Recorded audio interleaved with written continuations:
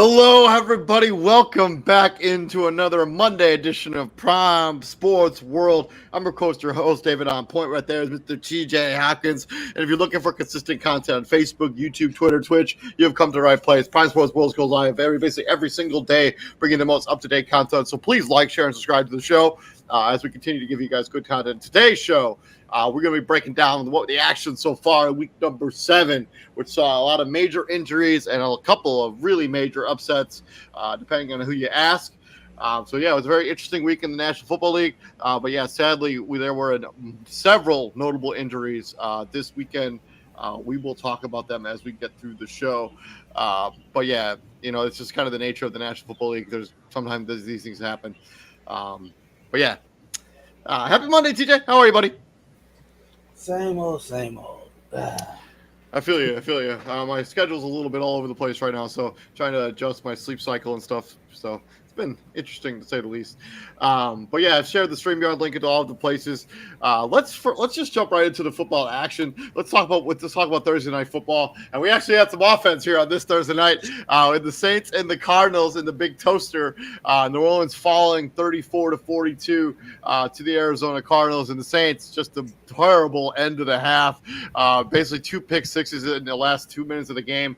Last 2 minutes of the half there, just a recipe for disaster when it comes to the New Orleans Saints, as they were unable to dig themselves out of the hole that they put themselves in the second half, falling by 8 points, 42-34.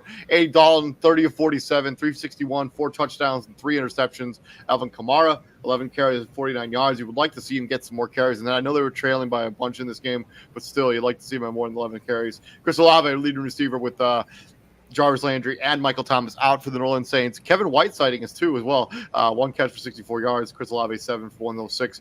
And then on the Arizona Cardinals side of this, their defense really played well in this game. 2 pick sixes, as I mentioned. I think they had 4 turnovers in total in this game. Kyler Murray, a very efficient 20 of 29, 204 yards and a touchdown. Benjamin, 12 carries for 92 yards and a touchdown.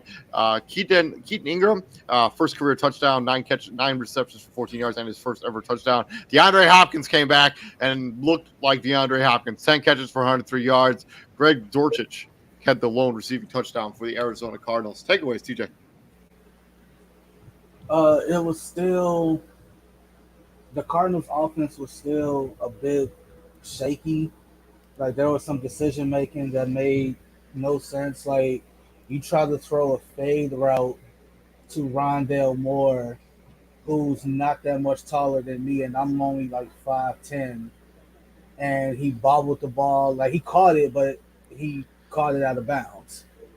And you can tell that, Rondale Moore at Purdue, that's probably a touchdown because you only need 1 foot in college, and he got 1 foot in. But you brought DeAndre Hopkins was back for a reason. Zach Ertz is a tight end. He's a red zone threat for a reason.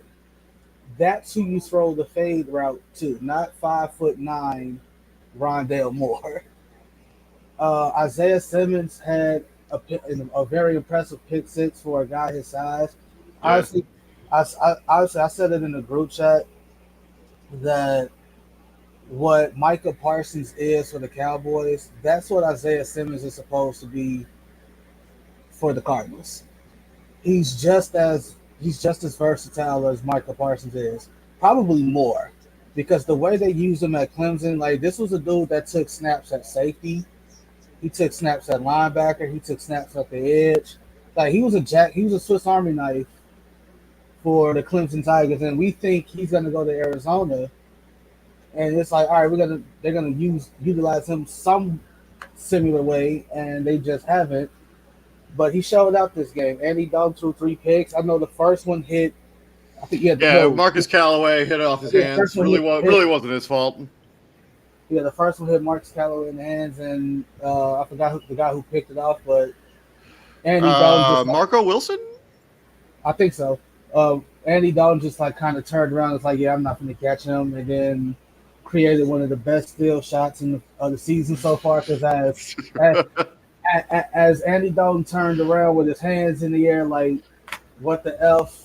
Marco Wilson is diving across that little gif is pretty great.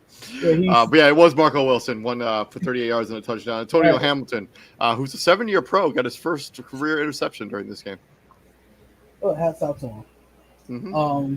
I think the Saints, much like the Indianapolis Colts, will get to them. They just need to find the path at quarterback and stick with it. Like the Jameis and other vet combination, it just hasn't worked. You'd like to have Michael Thomas. Obviously, Michael Thomas hasn't played since like week what 2, He's 3, been out for at least 3 weeks now. So and it's yeah. And I'm with you. Alvin Kamara has to get more than 11 touches. yeah, What are you 100%. doing? What are you doing? And Like, did he have any receptions? he did have some receptions. I don't remember the exact number, but either way, Alvin Kamara has to be the focal point of your offense. I mean, if you're going to win games, he's had 7 catches for 66 yards, so he had 18 total touches in this game. That's not enough. I mean, like it is like when you think about it, like 18 touches, like 11 rushes, 7 catch. You said I mean, 7 this is a guy catches. that was averaging 4.5 yards a carry. I mean, you should have. I think they should have given him at least 20 touches in this game, like carries. Lean on where your strength is. Like the strength is this offensive line and your running back room. Like your strength is not having Andy Dalton throw the football 47 times. Like that's just not a recipe for success. I just wish teams wouldn't panic, right? Okay, I get it. You threw 2 pick sixes before the half, right? You can kind of tell they came out in the second half. They were pressing a little bit, and as a defense, all you have to do is be like, all right, well, we already know that one aspect of their game is not gonna be a factor. I don't have to worry about Alvin Kamara carving me up in the run game. At least he's still a threat to catch the ball, but we pretty much made them one dimensional. And I just wish teams wouldn't panic when you get down big, especially like with a lot of game time left. Yeah. Because all it takes is 3 incomplete passes, and you're punting the ball, and guess what? Your tired defense is back on the field. And not to mention, I mean, this is a New Orleans Saints defense. I know it hasn't been really all that good this season, but the last season this was like a top 5 defensive unit. They've been kind of a shell of what they were last season. Before we move on from this game, what do you make of the Cliff Kingsbury Kyler Murray squabble there during the game? Kind of got heated a little bit during the game. Something, nothing, everything. It's definitely it's a little something. Like they're trying to pass it off as nothing. Like they're just trying to pass it off as Cliff Kingsbury's like, oh, he's just a passionate guy. Yeah. I'm like, not too many quarterbacks can tell their coaches to calm the f down. Right. I also think it sets a precedent level of where Kyler stands in the organization versus where Cliff Kingsbury stands in the organization. Right. Like that's kind of the mindset of like, yo, Kyler's gonna be here for a very long time. You, on the other hand, may not be. Yeah, I also think it's definitely something, but I'm as long as they continue, if they play good football from here on out, I don't think it'll matter. Moving on from Thursday night, let's swing into Sunday. First game on this slate. This should have been my pick of the week. I lost my Survivor pick this weekend, by the way, so I'm out of the running for the money. So super. Atlanta Falcons going into Cincinnati, getting beat down pretty hard, 35-17 at the hands of the Cincinnati Bengals, who had it all clicking on offense. But starting with the Atlanta side of this, Marcus Mariota, 8 of 13, 124 yards, 1 touchdown. Tyler Algier, 16 carries, 50 yards, and a tutty. Damari Beard. Oh, man, I just mispronounced the hell out of that name, but 1 catch for 75 yards and a touchdown. And then on the Cincinnati Bengals side of this, 34-42 for Joe Burrow, 481 yards rushing or passing with 3 touchdowns. Joe Burrow and Joe Mixon both had rushing touchdowns in this game. Tyler Boyd, 8 catches for 155 yards and a touchdown. Jamar Chase, 8 catches for 130 yards and 2 touchdowns. And just for good measure, T. Higgins, not to be left out, 5 catches for 93 yards. Cincinnati had it all cooking when it comes to the offensive side of the football. They basically just did what they wanted in this game. They were up 28-17 at halftime and never looked back. Yeah, he kicked it off. T. Higgins did. I mean, not you said T. Tyler Higgins. Boyd. Tyler Boyd kicked it off. 8 for 155. And 60 of that came on like the first score of the game. It's just what we said, man. Atlanta just didn't have enough. That's what it was, man. Like they didn't have enough. So like you got one certifiable DB, and that's AJ Terrell, right? Who left this game early and didn't return. Left the game early, didn't return. So you're down. Your DB1 is out. Yeah. Out the gate, and the rest is chopped liver. No offense to those gentlemen down there in Atlanta, but again, it's a three-headed monster, and you can say that this trio in Cincinnati is the best trio in the league. Yeah, I mean, you throw in Hayden Hurst in there as well. Like Hayden Hurst also had 6 catches, 48 yards in this game. And like, you throw a rejuvenated Hayden Hurst into this. You are absolutely correct. So you got AJ, you got Jamar Chase, Tyler Boyd, T. Higgins. Find me a team with 3 receivers better than them. I don't think you can. For real, I don't think that team exists. It don't. I mean, we're talking about Tampa Bay. I mean, Mike Evans, Chris Godwin, and insert other guy here. I'm even still. Give me that Cincinnati Bengals wide receiving core over almost anyone in the NFL.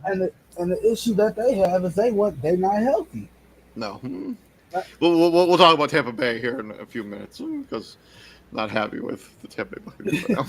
So, yeah, it is what it is, man. Like Atlanta just didn't have enough.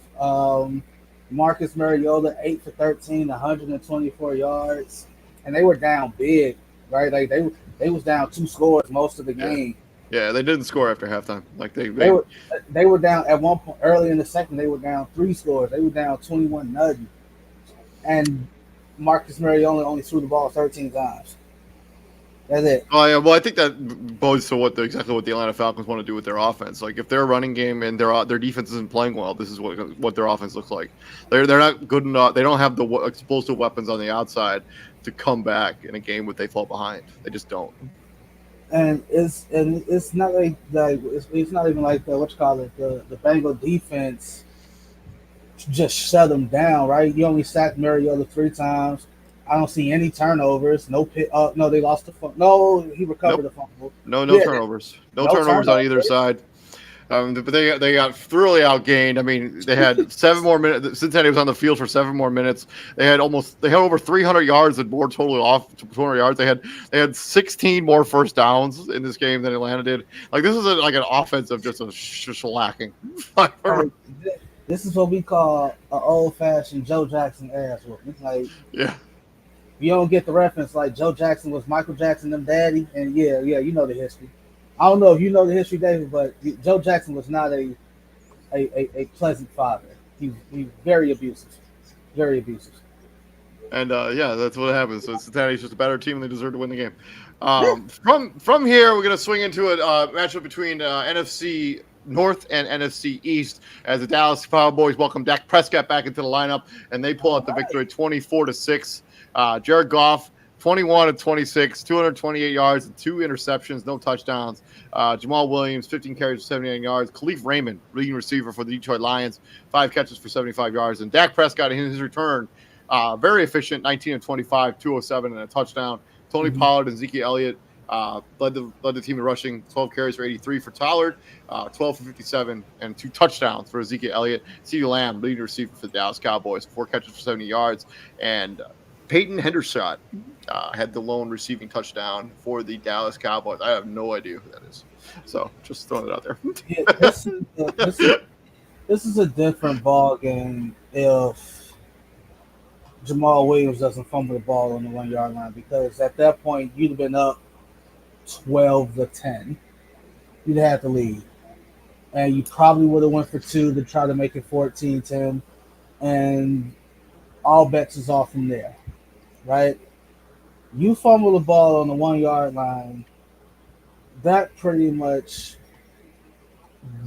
wrote the end for the Detroit Lions in that stadium on Sunday, right? Because it doesn't help when you turn it over 5 times in total. It doesn't help in total, but that one right there, because that was such a momentum killer for the whole team because they moved the ball that whole drive. That offensive line was opening holes left and right. Uh, Detroit Lions, like their ball carriers, they were getting 5 yards before they even getting touched. It was I mean, this is one of the most underrated offensive lines in the NFL. I like, mean, it's probably might be the best offensive line in the league. like they were legit getting 5 yards a pop before they were getting touched, David, on that drive.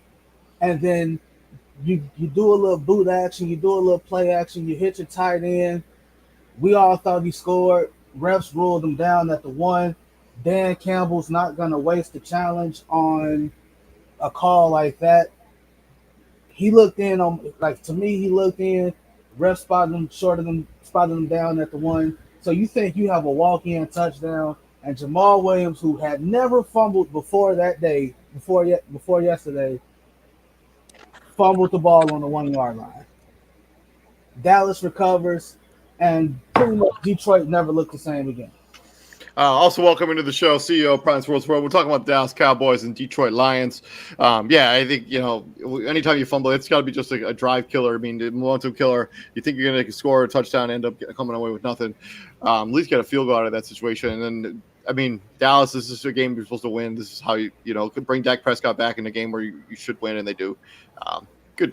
This is a good game all around for the. Now, don't get me wrong, right? Those first two drives of the Cowboys, it looked a little sus, looked a little suspect, and there was a bit of uneasiness from the Cowboy faithful. And I'm looking at those two drives, and I'm like, damn, man, maybe Shannon Sharp is right. Maybe Kellen Moore don't call the same game for Dak Prescott that he did for Cooper Rush. Kellen Moore had Cooper Rush looking like, hey, yeah, I could be the starting quarterback for the Cowboys, and we could win this thing, and all that good stuff. But it sure wasn't offensive showcasing though when it comes to the Dallas Cowboys on offense. Like they didn't have it all clicking for sure. So, but to your point, this is a game that you're supposed to win this. Like your defense against this team, I get that offensive line is set, but Micah Parsons is probably top 3 in DPOY voting. Yeah, I tend to agree with you. Izzy, thoughts on this game before we move on? I agree with everything you guys said. I think that the Cowboys. I'm more impressed with their defense. They're going against a Detroit Lions team. I mean, the record isn't that great, but I mean it's still one of the more potent offenses in the NFL. And you held them to 6 points. 6 points. So, yeah. So like that's right. Like the Lions were like leading the league in scoring, or like they were like top 3, and you held that offense to 6 points. Yeah. So I mean, a lot of this year, I can definitely see why everybody is saying with Dak back that the Cowboys are Super Bowl contenders, because this defense is for real. We're already going into week 7. And this defense is one of the top defenses in the league. So yeah, I'm more impressed with that. And yeah, I expected some cobwebs with Dak. Me too. Yeah, me too. Especially, you go kind of get a rapport back with those wide receivers. You haven't really had a chance to play with any of those guys. Yeah. So. I just found it funny. I saw a tweet earlier today. Jim Caldwell, everybody remembers Jim Caldwell, right? Should probably still have the Lions job, right? We're not. I mean, maybe. I mean, at this point, he probably would have got fired again. But it's been 5 years. Let's let it go. But he shouldn't have been fired in the first place. True, but think that he still have the job. No. He was So he was fired for going 36-28. That was his. He got fired after a 9-7 season. 36-28. That was. You know what the Lions' record is since they fired Jim Caldwell? It's not good. It's not good. It's terrible. And he's that. If you look at 5 years ago when they fired him, and we can move on from this, I guess. He was that first wave of coaches. Like we could put Lovey in there too, because Lovey got fired off a winning season. He was that first wave of coaches that those defensive coach, not defensive coaches, but those like old school coaches getting, getting hosed for like offensive minded younger head coaches. I wouldn't say trust me. 18, 51, and 2. Yeah, it's pretty bad. So That's Matt not Patricia ideal. really did a number on them. Yeah, for sure. Moving on from this game, we got the Colts going into Nissan Stadium there in Tennessee and coming out with the L. Tennessee winning the game 19-10. We'll talk about the other Colts stuff here in a minute. But Matt Ryan really struggled in this game. 33 of 44, 243, one touchdown, and 2 picks. Jonathan Taylor only 10 carries in this game, a game that you were in the entire game. 10 for 58. Paris Campbell had a good game here, 10 catches for 70 yards and a touchdown. On the Titans side of this, they definitely leaned on Derrick Henry. 30 carries for Mr. King Henry, 128 yards. Ryan Tannehill, 13 of 20, 132 yards, no touchdowns, no picks. Austin Hooper, 3 catches, 56 yards, and no touchdowns. He was the leading receiver for the Tennessee Titans. I don't actually want to talk about this game a whole lot. Let's talk about the decision that the Indianapolis Colts made this morning. Sam Ehlinger is going to be the starting quarterback of the Indianapolis Colts the rest of the way. It does seem like Matt Ryan did get banged up during this game, and so they just decided to shut him down. This is not a Colts team that was going to go anywhere or do anything this season, probably anyways. So what do you guys make of this? What do you make of it? Like, let's start, like this game, and then what do you think of the seriously, TJ, Matt Ryan is a Hall of Fame quarterback, and you're gonna do that's just at least let him. You're not gonna win anything. Sam Ehlinger is not gonna be your franchise quarterback. You're gonna probably pick a quarterback in next year's draft. Let Matt Ryan go out at least playing a full season. That's the least you could do for a Hall of Fame quarterback. I mean, I guess, but the Colts have no loyalty to Matt Ryan. This would be different. This is Atlanta. I mean, you might as well find out if you have anything in Sam Ehlinger. He looked good in the preseason. Roll the dice. I mean, this Colts team isn't going to win anything. Well, the defense is banged up. I mean, the offense has been mediocre at best under Matt Ryan anyways. I think if you're going to get somebody who's a little bit more mobile, maybe you'll have a better chance to win some games here. I don't know. The Colts have no loyalty to Matt Ryan. They don't have to facilitate his Hall of Fame career. The end of his Hall of Fame career. They don't have to do that. If this was Atlanta, sure. Okay, so here's the thing. The Colts have no loyalty to Matt Ryan. I guess you're right, but let's not act like they haven't had young quarterbacks prior to Sam Ehlinger. Remember Jacob Eason? They drafted Jacob Eason. Yeah. What's Jacob Eason doing? Hanging out in Seattle? Not doing a damn thing. Not doing anything, right? So Izzy's always talking about they need to pick a quarterback and establish that, try to do develop that quarterback, and it's like you're just like, why not? What are you doing, right? So everybody's read off Jacob Eason. Sam Ehlinger has no pass attempts. None, like in a regular season game, he has I looked up his stats this morning. He has 9 rush yards. That's his. He's only played in garbage time. I mean, he hasn't even played in garbage time. That's his stats as a pro with real games, not no preseason, none of that. 9 rush yards. That's Sam Ehlinger. And if I'm wrong, tell me I'm wrong. But obviously, this is a move to be like, hey, we're clearly in the Bryce Young, C.J. Stroud, Will Levis, Cam Rising sweepstakes. We're gonna get one of those we're gonna get one of those dudes. Hendon Hooker. We're gonna get one of those guys, and hopefully, we're gonna go from there. But once again, we were all told Carson Wentz was the problem. Right? We're told Carson Wentz was the issue. Carson Wentz is no longer there. And now Sam Ehlinger is going to catch the brunt of all the criticism in Indianapolis media. And he doesn't deserve it because the guy that actually calls the shots, he's the one that really does deserve it. And Frank Reich, I'm sorry, dude, but it's clear that you're out of here after this. It is. It might not even make it through the whole season. I think the problem with Indianapolis is like I like the idea of finding a young quarterback and developing sounds nice, right? But when you have a roster that's kind of built to win a championship now, like you can't really wait for a quarterback to develop when you because Andrew Luck retired and it threw off all of the timeline for this entire franchise. And so ever since Andrew Luck retired, they basically have been like, yeah, we have a team that's pretty good on paper here. We just have a major question mark at quarterback, and we don't necessarily have the time, quote unquote, time to wait for a guy to grow into being a starting quarterback, which is why we've seen the like of Phillip Rivers there, we've seen Carson Wentz there, and we've seen Matt Ryan there.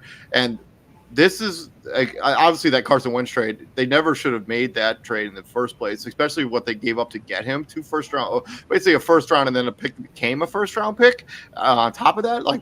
That just became a very bad deal. I imagine that they still had their first round pick in this year's draft. I mean, they could have taken, Kenny Pickett and developed him under Matt Ryan and actually had some sort of plan, but they basically pushed all their chips to the middle and didn't work out. And sometimes how the way it goes. Yeah. I said this earlier. I said the same thing earlier. Is that Andrew Luck retiring threw it all off. And they've been getting these bridge stop quarterbacks, and haven't really had a bridge to had anything to bridge over to. They haven't had a quarterback to develop. They haven't even tried to even develop a quarterback. And so you look at a guy like Sam Ehlinger, 6th round pick, Texas, had an okay career. I think he won all 4 of his bowl games, if I'm not mistaken, at Texas. The knock on him, doesn't have a strong arm, small hands, small frame, not your prototypical size. I mean, yeah, you want a guy that's going to be at least 6'3" and above, but I mean, if you don't have a strong arm, if you don't do anything extraordinary, 6'2" and under, you're at a disadvantage, buddy. And also, he played in the Big 12. Big 12 isn't known for defense. Big 12 is known for track meets. And that's what he did a lot at Texas. Do I think he's going to translate to a good NFL quarterback? Maybe. I think his ceiling is a backup quarterback, what he is now. But right now, I think that the Indianapolis Colts, like you said, have a good roster, but they just don't have a plan. Jim Irsay and TJ said it earlier best. Yeah, I'd hate to play for a guy like Jim Irsay because it's just like he doesn't want to admit that. We gotta develop a young quarterback here. We either got to get rid of Shaq Leonard. We got to get rid of John. I wouldn't get rid of Jonathan Taylor, but we got to get rid of some of these good guys and potentially put our play to be good for the next 15 years. And even if it's us having to suck for 2-3 years, I think I think he can't take that. I think Jim Irsay has too much pride as an owner because he's won so much under Peyton Manning, under Andrew Luck, that he can't take sucking. I tend to agree with you. I think that guy, he has a lot of pride, and like I think he's also super volatile. Like it just seems like he just is off the handle all the time. Like he seems to be very. He doesn't seem to have. He doesn't seem to have a plan ever. He just kind of does stuff. And I don't think that's the way you can build. Like he's impulsive in a way. I don't think that's the way you can build a successful franchise. It's like okay, Jacoby Brissett the story. Okay, we didn't plan for Andrew Luck to retire, so we got to roll with Jacoby Brissett. And then we go get an old Phillip Rivers. He took us to the playoffs, but he like literally this is my last season. I ain't doing much after. Then you actually had an adequate kind of young quarterback, in middle of his prime type of quarterback, Carson Wentz, and all the chatter fans, he couldn't get it done in the big moments, yada yada yada, all this jazz, and get rid of him for Matt Ryan like it's gonna be any better. That's an impulse move from your owner. You should have already drafted. If you got Phillip Rivers 3 years ago, you should have drafted a quarterback then and developed him. Now he'd be ready to play and take the mantle. They never should have made that Carson Wentz trade in the first place. They should have absolutely been like, okay, we gave this a shot with Phillip Rivers. Let's do a full reset here. That's the way it should have gone. That's not the way it went. Yep. Now they're paying for it. He has too much pride. He doesn't want to Well, suffer. how about this? How about this? How about actually getting some talent on the outside? Like, okay, like you found the gem in Michael Pittman Jr. Cool. Paris Campbell, still a question mark. Is T.Y. Hilton allowed in the building? Is he still there? No, he's probably, I'm sure he's allowed in the building, but yeah, he Who doesn't is play your for. Who's your tight end? Jelani Woods or I guess Jelani Woods and Mo Alley Cox, Mo Who's Alley your Cox, right- yeah. Who's your third receiver? Alec Pierce. Alec Pierce. And you just got him. Yeah. You I just- mean, but I think like you traded away first round picks in order to improve this team for now. So the future of the Colts is looking murky at best. When you don't have first round picks, it's hard to build a team. And then Tennessee, I mean, good win for you guys. I mean, you lean on Derrick Henry. This is what you're supposed to do. This is how the Titans are going to have to win games. Moving on from this game to the Packers and Commanders, another disappointing team. This time in the NFC, got the Green Bay Packers falling to the Commanders at 23-21. Aaron Rodgers, 23 of 35. 194 yards and 2 touchdowns. Aaron Jones, 8 rushes for 23 yards, 2.9 yards a carry. Allen Lazard led the team in receiving yards, 9 catches, 55. Aaron Jones had both receiving touchdowns in this game. Tyler Heineke breaking up a pack of 6-packs, as he likes to say, against the Green Bay Packers. 20 of 33, 201, 2 touchdowns and a pick. Brian Robinson, 20 carries for 73 yards. Scary Terry getting in the stat sheet. I think it's his first touchdown of the year. 5 catches, 73 yards and a touchdown. Antonio Gibson had the other receiving touchdown for the Washington Commanders. This is a game where just the Packers they didn't look good. Like they just didn't look good in this game, and like the Aaron Rodgers' body language at times during every game has just been atrocious. Like there's no scenario where the Commanders should have a 15-minute edge when it comes to time of possession, and 130 yards in more offense than the Green Bay Packers, the Commanders, with Tyler Heineke at the quarterback. Well, I watched this game when Dallas fumbled their ball on the 1 yard line, and I'm like, yep, game over. I switched immediately over to this one, and I get it. The Commanders had no sacks. They didn't sack Aaron Rodgers not one time. But it's the fact that they constantly collapsed his pocket, and he had to hurry his throws. And I'm like, well, they're doing their job. They may not be getting home, but they're doing their job. Mm-hmm. And there was a point in the game where Aaron Rodgers was like 12 of 19. That's good, right? You only have 7 incompletions, but he had 79 yards passing. When the hell have we ever heard like 12 of 19 and 79 yards for Aaron Rodgers? Like that was like over the course of like 3 quarters. He usually does stuff like that in the first quarter and a half. Yeah, it's true. He doesn't have anybody, man. I'm getting beyond sick of that excuse, man. He's had 7 weeks to build a rapport with these guys, and he just hasn't. Hold on, David. Lee, just don't rip into my team like this. Let me do it first. Okay? I don't like. I don't like the 2-to-1 pass to run. Like you only ran the ball 12 times as a team. Yeah, and that's another thing. It's like AJ Dillon. It's like I don't understand. I don't like Matt LaFleur said at the beginning of the season, we're gonna use Aaron Jones and AJ Dillon, a lot, and he's not doing it. He's not doing it. He's not running the football with AJ Dillon enough. He's not running the football enough with Aaron Jones. I don't know if it's the offensive line that's taking a step back. But I will say this in their defense, it's the threat too that they don't have to pass the ball to. You got to keep in mind, it's like you say. But that Washington front ain't. Let's not act like it ain't. It's an easy thing to run on. Let's give Washington their just due, right? You got two dudes in the middle that make it damn near impossible to go up the middle. Yeah, I mean Jonathan Allen didn't even play in this game. Like, so you got so these are the Packers drives, right? You got punt, touchdown, a muff punt that gave the ball back to Washington another time. Punt, end of the half, punt, turnover on downs. Then you finally get a touchdown in the 4th quarter, barely. You say barely. And to Aaron Jones.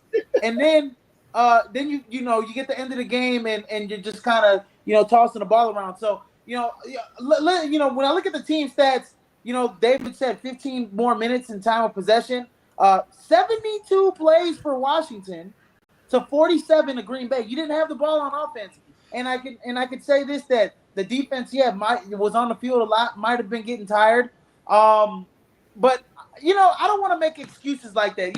Yeah, they're getting tired, they're getting grinded down, but like the last drive, right, where Taylor six-pack of Heineken's, give me a six-pack of Heineken, delivers a fourth down, third down completion, third down and 10 to Terry McLaurin, where Terry McLaurin's draped. Like you gotta stop that.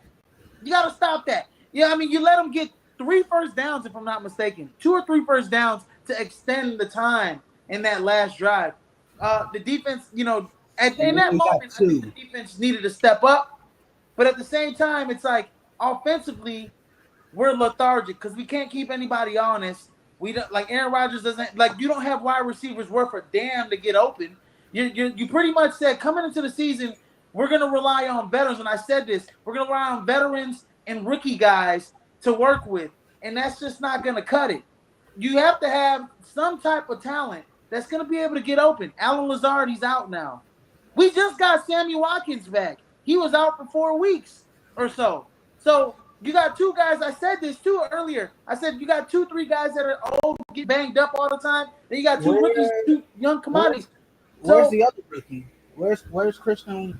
Is he Christian out? Watson is the no-show. That's what I'm talking about. Romeo Doubs and Christian Watson. Amari Rodgers is not worth a damn.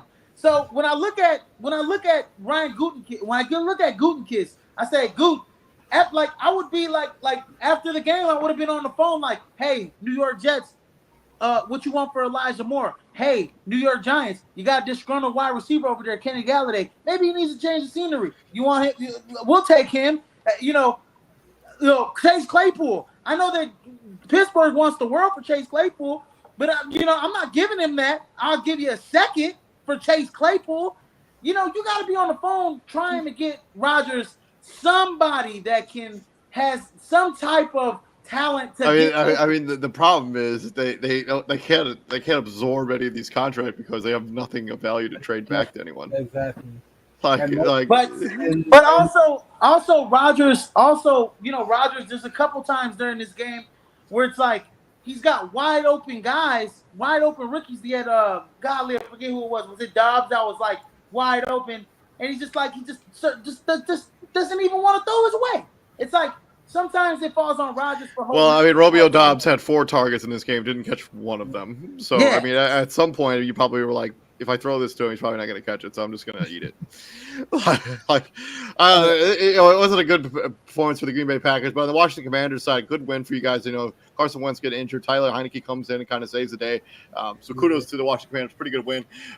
Moving on to the other disappointing team in the NFC, we got the Tampa Bay Buccaneers, who basically just flat out stunk on Sunday against the Carolina Panthers, losing 21-3. It doesn't help that Mike Evans dropped a surefire touchdown, I think on the first possession of the game. That's a catch that Mike Evans makes 9 out of 10 times. This is the one time he didn't make it. 10 out of 10 times. 9 out of 10 because hit him right in the hand. No, like Izzy's right. That's 10 out of 10. He catches that in his sleep. Yeah, I don't know what's going on. We ain't got to get into no stats because I got them right here. It is clear that Tom Brady is what's going on off the field is distracting him, right? And that's the one thing I hate about tabloid media, because as an athlete, as a celebrity, whatever you want to call yourself, your life is no longer your life. Right? You do, like, every time you step out in the public, there are eyes and ears literally just waiting to catch you doing something so they can make a quick buck. And when it goes public that the NFL's greatest player, probably ever, arguably the NFL's greatest player ever, and his high established supermodel wife are fighting, damn near talking about divorce, when that's public, when your private life is no longer your own, that weighs on you. Like we saw it on a lesser level in the NBA. Not even the wife. Izzy, PJ Washington, all the baby mama drama he went through last year or 2 years ago, bro. We saw that. We saw how that messed with him, and he ain't even married to that girl. That was just baby mama drama, She's a right? whole nother. That girl's a whole nother story. Brittany Renner. But just baby mama drama. So we can just imagine what a guy who like we can just imagine what Tom Brady is going through. This is a dude. I don't know how long him and Giselle been married. I ain't got that information in front of me. But the fact that we basically know what's going on in his public life, we shouldn't know that. We shouldn't know that. I mean, that's part of the cost of being a celebrity. Not, I mean, he's the. but it shouldn't be though. That's what I'm I saying. think it's a little bit of that. I think it's a little bit of the fact that this offensive line just isn't physical enough to establish the run. This offensive line isn't physical enough in the interior to at least hold pressure for that extra second that Tom needs to deliver a clean ball and a ball. He's throwing the ball way too many times, 49 times. I mean, they were down a lot. And then defensively, I really honestly don't know what's going on defensively with them. They're just not. They're soft, man. They're not playing. They're not playing that brand of football that we're used to seeing them play when they made it to the Super Bowl. They're not physical. They're allowing 6.4 yards a carry right now. That is ridiculous. They're not physical. They're not stopping the run. I mean, they let who is this? Deontay Foreman run for 118 yards, 173 yards as a unit. Come on, we don't see that. You don't see that with the. Forget that. PJ Walker was 16 to 22. Yeah, for 177 yards. PJ Walker. And the other thing is that this Tampa Bay Buccaneers team isn't forcing any turnovers. Like that's really the way that they were dominating games before. I mean, they were able to get turnovers. And the weird thing is about this game is they actually like dominated. They won time possession in this game. They had more first downs than Carolina. The yardage, like if you were looking at like the yardage, time possession, and first downs, you would not have thought this was a 21-3 beat down. No, like for not real. at all. And that just shows, just the timely plays that the Carolina. I mean, 3 points against a Carolina Panthers team that is literally unraveling before our eyes. Clearly. That is that's not going to cut it. And if I'm Todd Bowles, and Christian said a good thing. There's no accountability. Bruce Arians held him accountable. Yeah, if I'm Todd Bowles and those guys, I'm lighting the fire under my teams. But this week, like, I don't know if they have a bye week. I don't care. Like, I don't know. You can't let this. This is a game that you should win easily. I mean, when you look at the stadium, it was all red.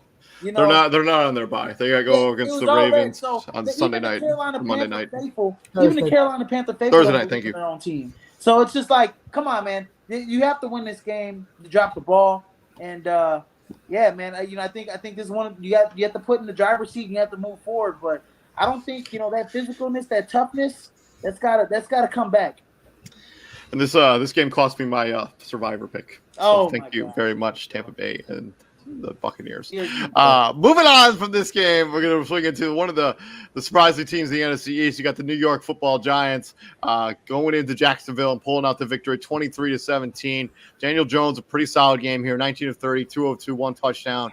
He also had the lone rushing touchdown for the New York Giants. Saquon Barkley continues his strong play, 24 carries for 110 yards. Darius Slayton had the lone receiving touchdown for the New York Football Giants, 3 catches, 58 yards, and a tutty. On the Jacksonville Jaguars side of this, I mean, 22 of 43, 310, no touchdowns, no picks for Trevor Lawrence.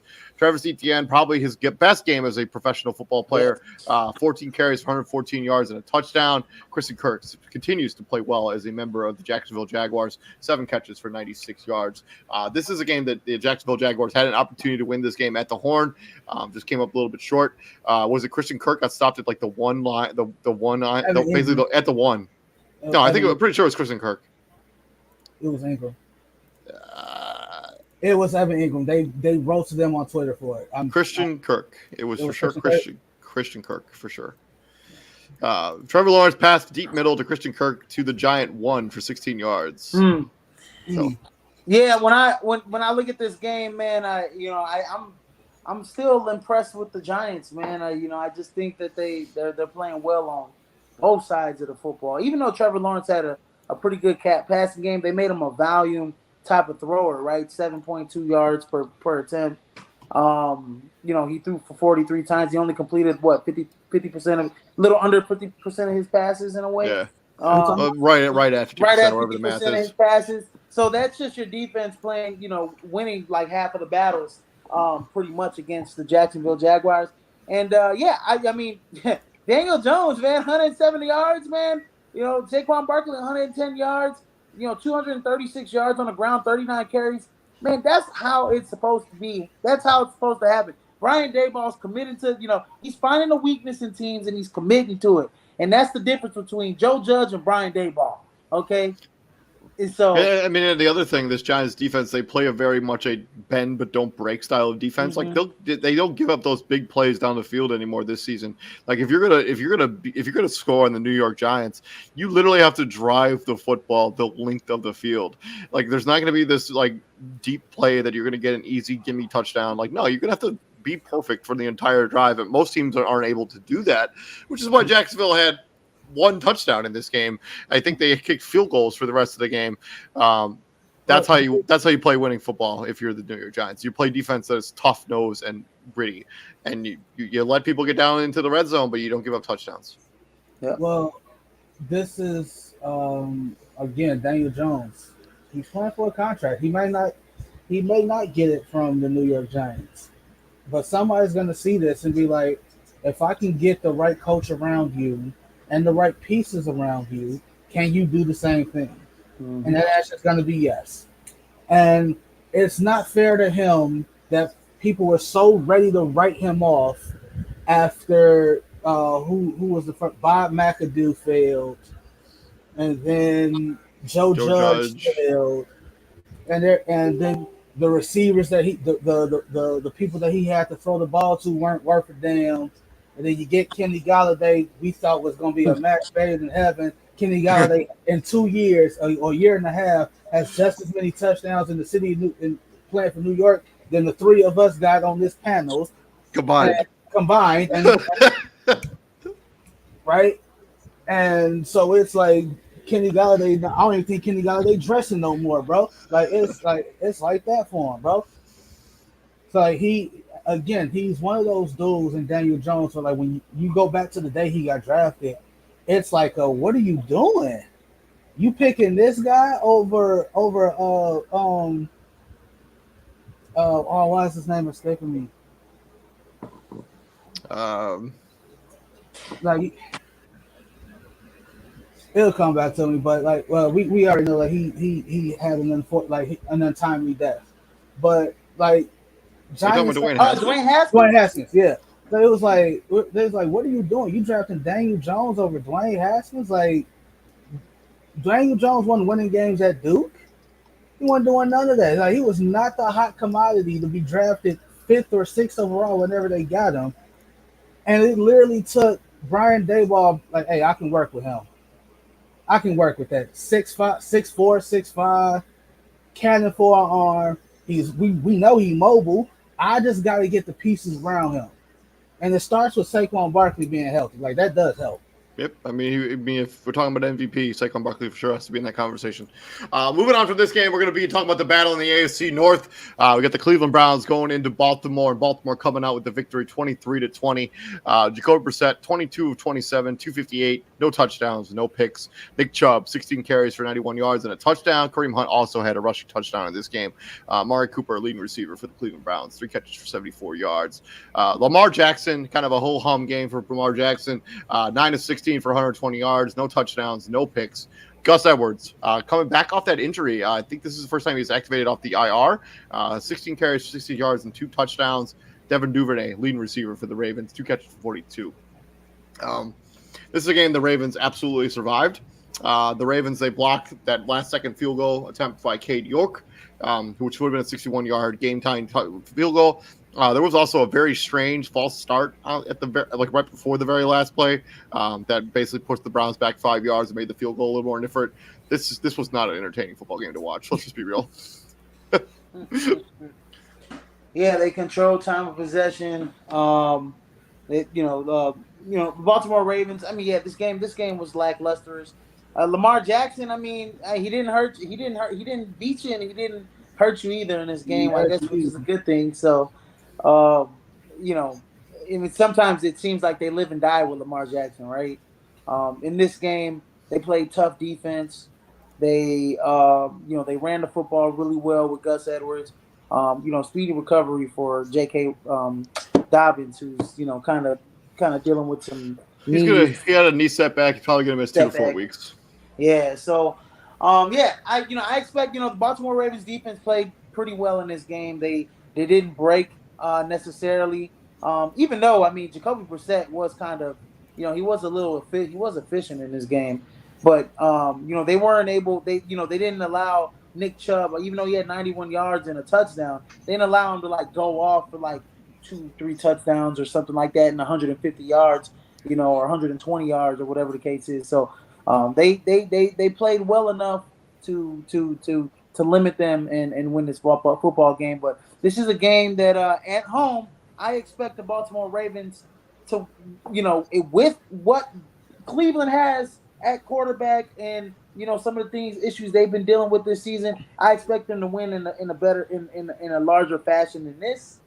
But Baltimore Ravens fans will take it. I think if I'm the Cleveland Browns fan, you have Nick Chubb churning out at 5.7 yards per carry. I would have liked to have seen him got more than 16 touches in this game. Yes. But yeah, this is a gritty win. This is a game you had to have. Yeah, this especially after you lost what? 2 in a row. 2 in a row. And you lost two, I think 3 games. The 3 losses that they've lost every other week so far this season. Double digit. Every loss that they lost, they've had a double digit lead. Yeah. Well, I don't think you were on the show last week when I pointed that out, or David pointed it out, and I said what Lamar really could do if he wanted to be petty was, I'm doing my job. I'm getting a double digit lead. My defense is the one giving up the double-digit lead. But in the fourth quarter, he's necessarily not playing too well.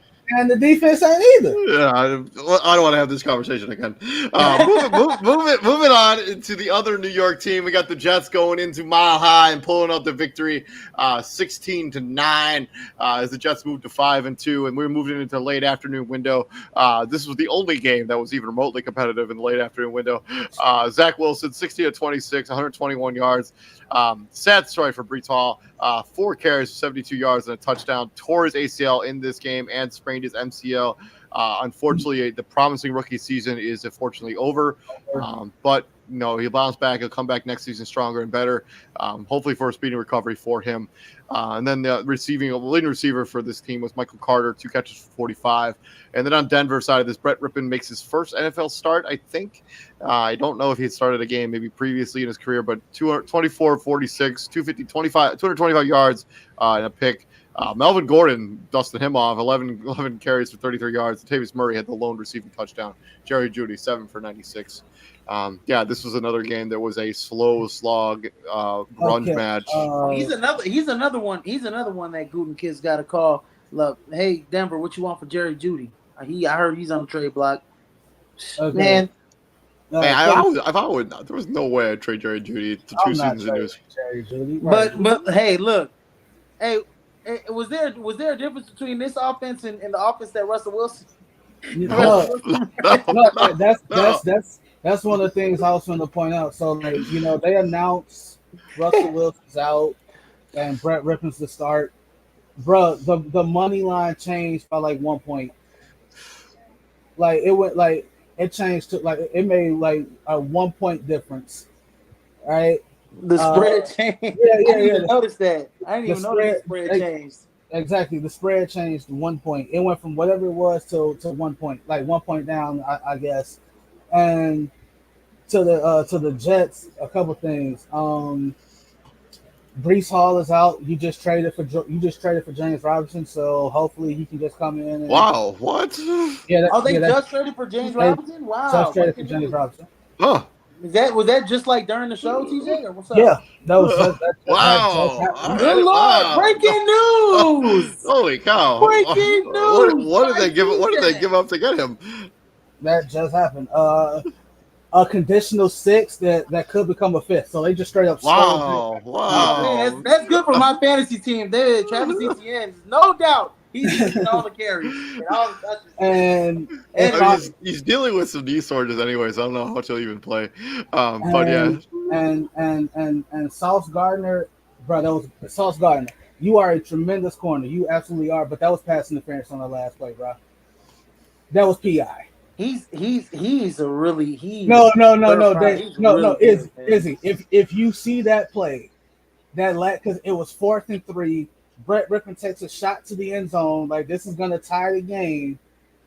Sauce Gardner just flat out grabbed the receiver's arm, and it was an incomplete pass. And he gets up doing the no-fly zone celebration, like waving, like incomplete pass. I mean, what do you want him to do, dude? Look.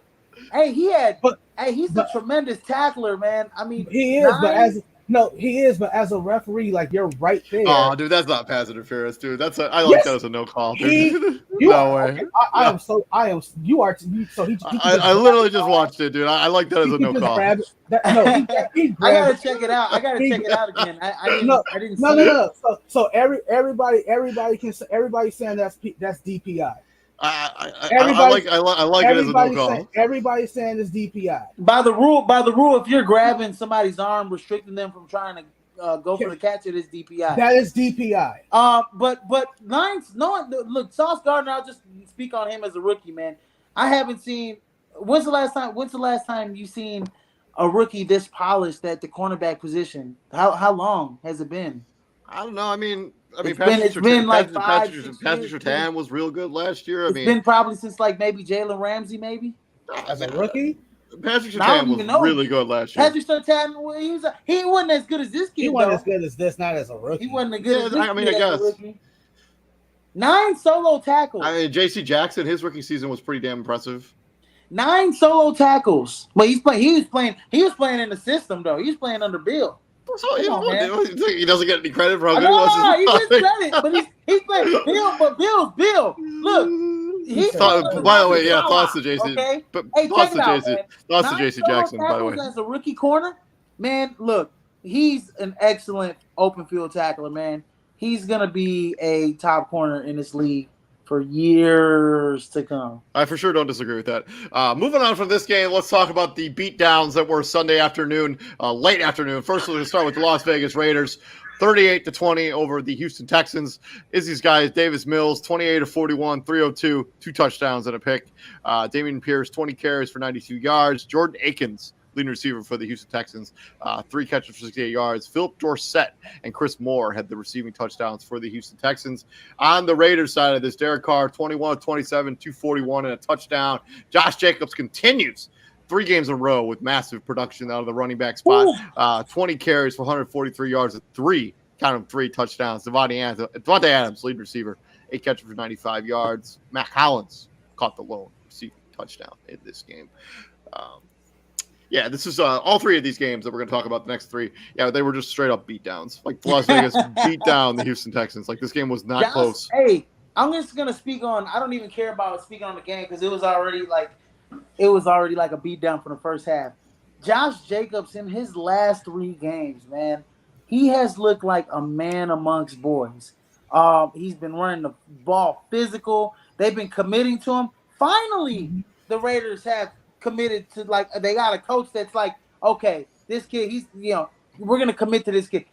He's third in the league in rushing. I'm gonna just look at his last 3 games. I just want to look at his last 3 games. He's got 20 carries, 143 yards, 3 touchdowns against the Texans.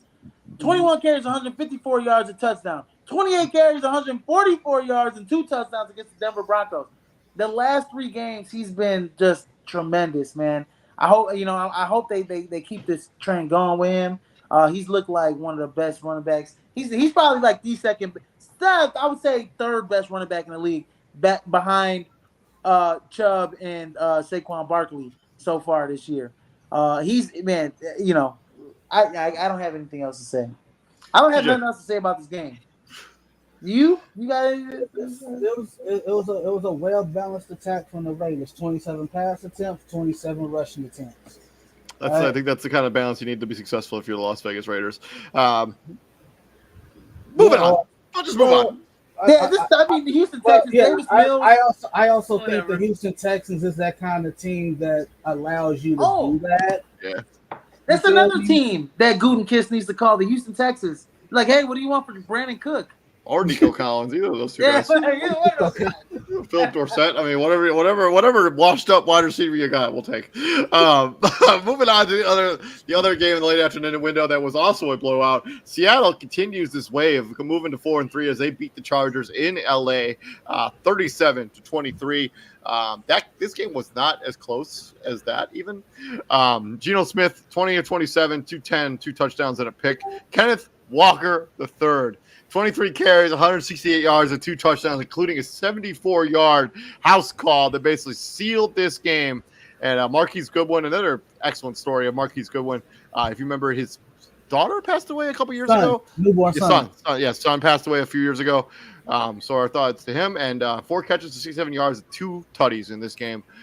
Justin Herbert, on the other hand, not one of his better games. 33 of 51, 293, 2 touchdowns and a pick. Austin Eckler continues his strong play, 9 catches, 31 yards and a touchdown. He also had a receiving touchdown as long as Mike Williams, who's going to be out for quote-unquote weeks as a member of the Los Angeles Chargers. Yeah, high ankle sprain. Our thoughts out to J.C. Jackson, torn PCL in this game.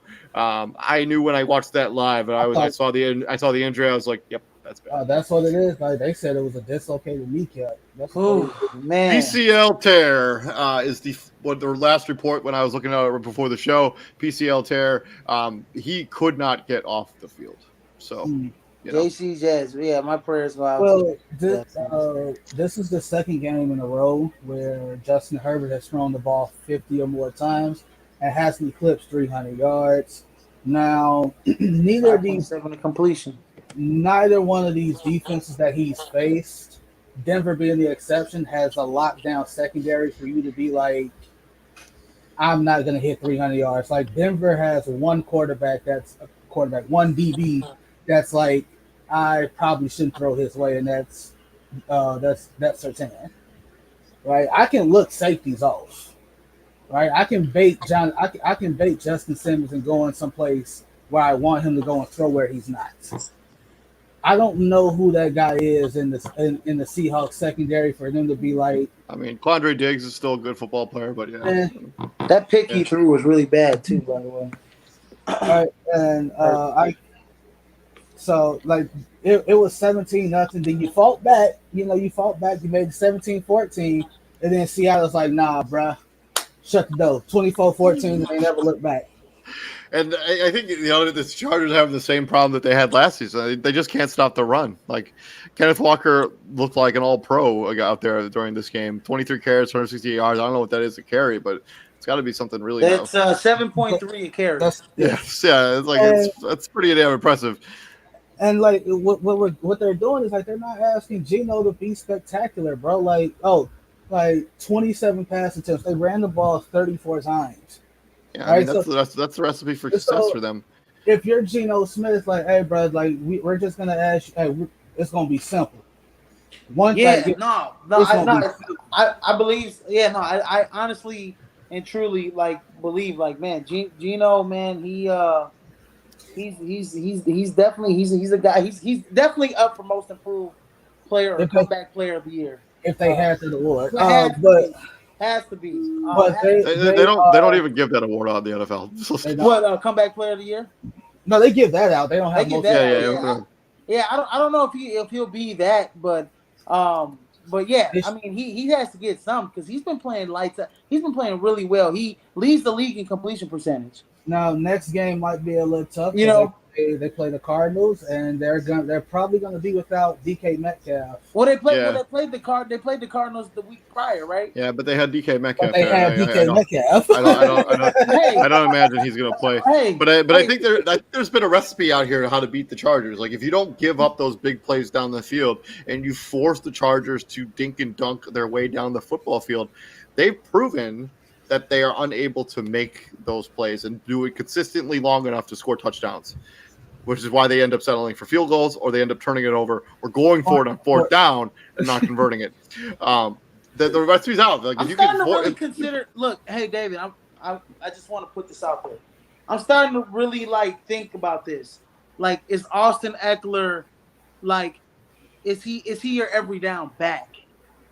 I mean, he has to be right now. Find another every down back and Sure. pair him up with Austin Eckler because they seem to not really want to commit to him running the football, even though they were down. It's still 9 carries.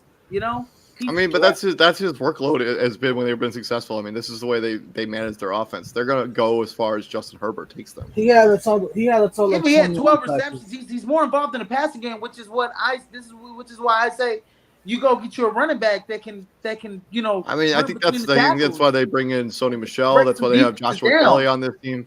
At one point, I don't know if he's still on the roster, but. And yes, they could use a workhorse running back for sure. A lot of teams in the NFL could. A lot of teams could. It's I don't know what it is. When you call a game like that, that keeps that whole young good QBs need an offensive minded coach. So it keeps that narrative alive. We already know Brandon Staley's a defensive guy. When you call when games like this happen, that keeps that BS narrative alive, right? So it's see, they should have hired this offensive-minded guy to unlock Justin Herbert. Yeah, whoa. All right.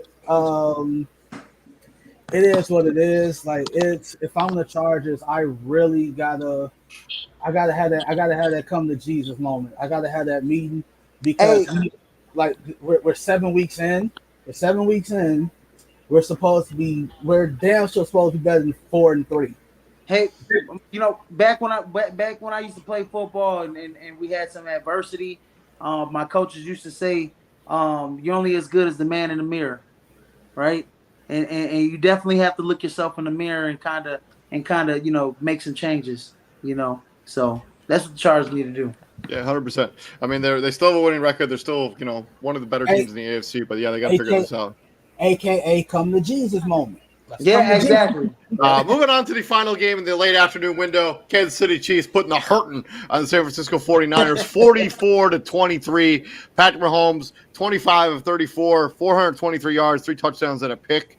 Isaiah Pacheco actually got the start for the Kansas City Chiefs, 8 carries, 43 yards, no touchdowns. Clyde Edwards-Helaire had the lone rushing, or actually, Mecole Hardman had 2 rushing touchdowns, and Clyde Edwards-Helaire had a rushing touchdown. Juju Smith-Schuster and Mecole Hardman both had receiving touchdowns, along with Justin Watson, who's, I think, a tight end. On the San Francisco side of this, Jimmy Garoppolo, 25 of 37, 2 touchdowns and a pick. Jeff Wilson, Christian McCaffrey actually got the start, 8 carries, 38 yards. George Kittle finally got a touchdown. I think that's his first of the season. 6 catches for 98 yards. Ray McLeod had the other receiving touchdown. This game was never, ever close at any point. It was. I guess at halftime it was, but after halftime. No, it was. It still got close. San Francisco got within 5. They got it to 28-23. The defense needs to stop. Your defense didn't get a stop. 28-23 with 14-16 to go on the fourth. That's a close game. That's a one-score game. Touchdown puts you up 2. No, touchdown puts you up 3. You need a stop. Yeah. You didn't get a stop. And then the floodgates opened up. And then the floodgates, they didn't open. They got kicked down. Yeah, for sure. Man, Juju had one of his best games in the last 3 years. Seriously. For real, man. He probably had his best game since AB was catching balls on the other side of him. On the other side of him. Yeah, sure. I mean, Mecole Hardman had a once-in-a-generation type game. I mean, he had 2 touchdowns and I think it's only been done 3 other times in the history of the league. Touchdowns running. Yeah, one run receiving. Yeah, I think it's only been done 3 other times in the league. And MVS had 3 for 111. Hey, Izzy, Did MVS ever have a 100-yard game with Green Bay? He Yeah. would have if he hadn't dropped the football so All many right, damn all right. times. Yeah, I'm not. that's what I'm saying. Like, Okay, so he's the guy David that went takes the there. ball off the top. Right, David went there. I was legitimately asking. I wasn't asking to be a jerk or to be funny. I was legitimately asking No. if he ever. I even said it. I said it. After the game Packers and Washington, I was like, damn, shit. I'll even take MVS back, and that's saying a lot because I'm like, as many balls as he dropped with us, and I complain about him all the time. I'm like, shoot, man, I'll have him back. He's doing all right with I saw this tweet on. I saw this tweet from a Niner fan on Twitter, and he was just like, this game just goes to show you that the 49ers don't have enough to compete with Buffalo or Kansas City with Jimmy Garoppolo at the quarterback. And I'm like, dude, I don't think that's true. He threw for 300. I think that is true, but let's be honest here. I don't think that's true. Let's be totally honest here. There aren't that many teams in the NFL that can compete with the Kansas City Chiefs and the Buffalo Bills. Those two are just on another. But also, let's also be honest about this, right? Let's not act like Jimmy G. They weren't trying to trade him, and if he didn't have that shoulder injury, they would have traded him. And let's not act like they could have just cut their losses all together. They could have just got rid of him. Yeah, hey, I mean, they made a good decision. Not, I mean, and George Kittle. It's a good sign. I'll say this, man.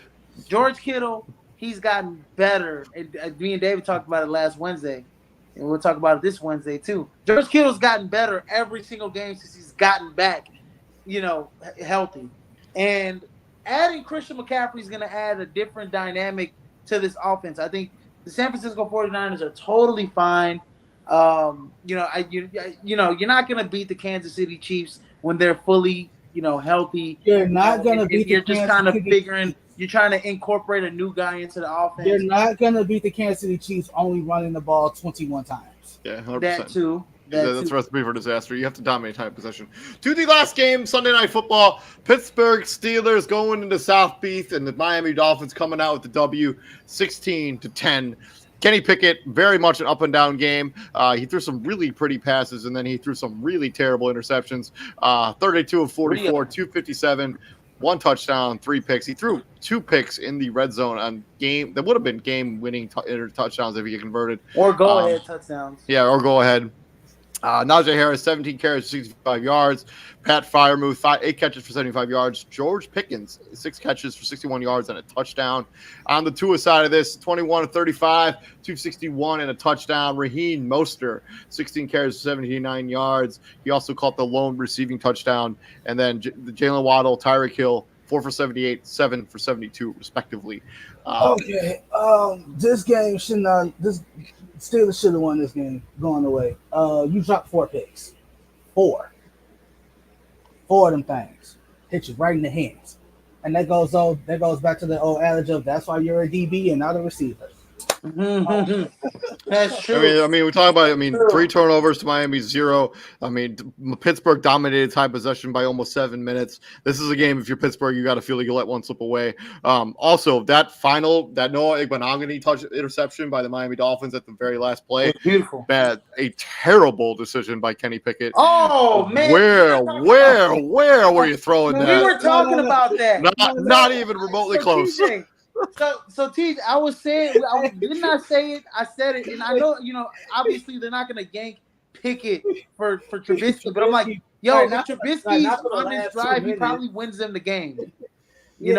And those are just things he's going to have to learn. Like, here's the thing. On that drive, right before the pick, he had a first down. He was right there. All you had to do was he ran for 20 yards. Bro, all you had to do was run, slide, get the first, slide, bring the team together, spike the ball. You live to fight another down. Right? I'm just not sure what he was looking at that. I'm not sure that interception. It was just a terrible decision. Trying to make too much out of nothing. I'm not sure what the ref was looking at because that's another thing. He initially ruled that an incomplete pass. This man said it was an incomplete pass. Clearly, it wasn't. Clearly, And good for Noah Mahogany. That guy was going to get cut before the season started, and like he's got himself back in the rotation, making a game-sealing interception. Like, good for him. He initially ruled that he stepped out of bounds, and I'm like, what are you looking at? Like the fact that the other ref had to come in and be like, and talk to him like, bro, like that's. I'm gonna be real with you guys, man. I'm gonna be real with you guys. I just wish the Pittsburgh Steelers would have never reached for Kenny Pickett. You know, I just wish they would have never reached for Kenny Pickett, because in this year's upcoming draft, Kenny Pickett would be a third or a fourth rounder, like that, compared to all the other guys that are coming out. I feel like the Pittsburgh Steelers only reached for him because he's a Pittsburgh kid. Oh, 100%. You know, all the fans were clamoring for him, all this other jazz, and it's like I just don't see it. I don't see it with him. I don't see it. He threw some really pretty balls, but I don't see that Joe Pickens touchdown was real nice. Like the it throw, was nice. Even that one throw to Pat Freiermuth, like when he was driving down the field, that was a dime on fourth down. But I mean, he just, you know, I just don't see like, you know, him, like if you have to fill the shoes of Ben Roethlisberger, you know, guys like that, I don't see him doing that. I don't see him being a guy like that. I don't see him making an indentation on the Pittsburgh Steelers. I might be wrong, but I feel like I wish they should have just been like, okay, we're gonna roll with Mitch this year, and then we're gonna go get a quarterback in next year's draft. Right. I mean, hindsight, yeah, sure. But I mean, Mitch got hurt, so they had put Kenny Pickett in, and then the rest is, as we say, history.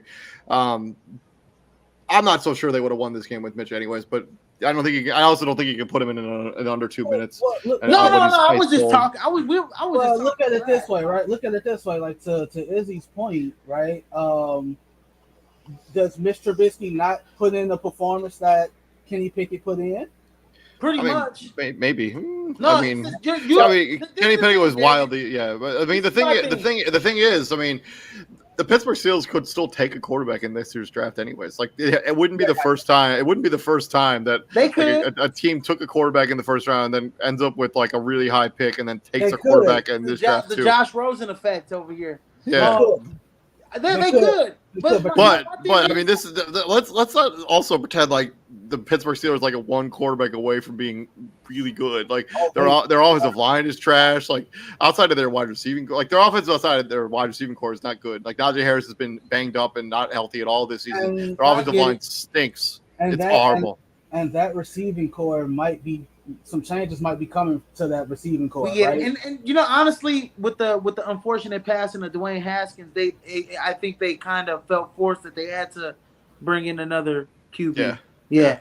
Well, and so, like think about it. You got his untimely demise. You have Mason Rudolph, who's been there for like 5 years and still can't throw worth a damn, but he can take it. Then you had Mitch. Then you got Mitch. You know what? This is my thing. Is that you can have. My thing is, I hate that, you know, the rookie quarterbacks have the helmet. No, put a cap on, hold a clipboard, and let them watch Mitch make those mistakes in year one, and then year two, you come out and you know what to do. You watch the NFL game for allowance, and then like by like week 13, 14, you get this small sample size of 4 or 5 games, like you know, and put them in. You get what I'm trying to say? Yeah, and get up some game experience at the end of the year when your season's over with. You know, because right now, in a way, yeah, he's learning on the job, but in a way, Kenny Pickett is kind of losing confidence in a way. But at the same time, it's like we're in this new age of I'm not drafting the quarterback in the first round and not playing him. Right? The only way you do that is if it's like rare occasions, right? Like Aaron Rodgers and Jordan Love. Aaron Rodgers. I mean, that's when you have somebody who's beyond established. Before that, right? Aaron Rodgers and Brett Favre. You go to Kansas City. They sat Alex Smith and Pat Mahomes. They sat Pat Mahomes for 15 games. Yep. And I do think the plan was to sit Justin Herbert for, you know, the whole season if that unfortunate situation with Tyrod Taylor doesn't come up. So, yeah. And that's another one, right? We didn't expect to see Justin Herbert for at least till the midway point of the season.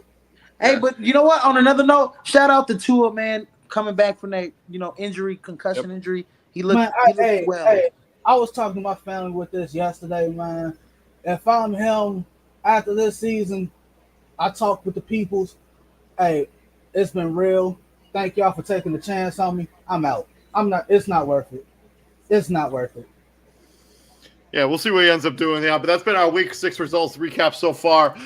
Monday Night Football is going on right now. Chicago Bears playing against the New England Patriots. So hopefully you enjoy that show. We're going to recap that game tomorrow. Also make our Week 8 predictions, so you don't want to miss that content. We're also going to give our game balls, of course. It won't go to Trevor Lawrence this week, I promise you. It's Chicago v. Boston today because the Bears are playing New England. The Bulls are playing the Celtics. It's going to be a sweep for the Boston area. I better hope so. I have the Celtics. Well, actually, you know what? I don't mind if the Bulls win tonight. I just got them on a +10. So if they lose, just lose by 10 points or less. We'll be back here tomorrow. You guys all have a good day. We'll see you guys all later. And gentlemen, what do we do here at the prom, my friends? Send your ass to grandma's house. We bring the heat. And please like, share, and subscribe. We'll see you guys all tomorrow. Peace out.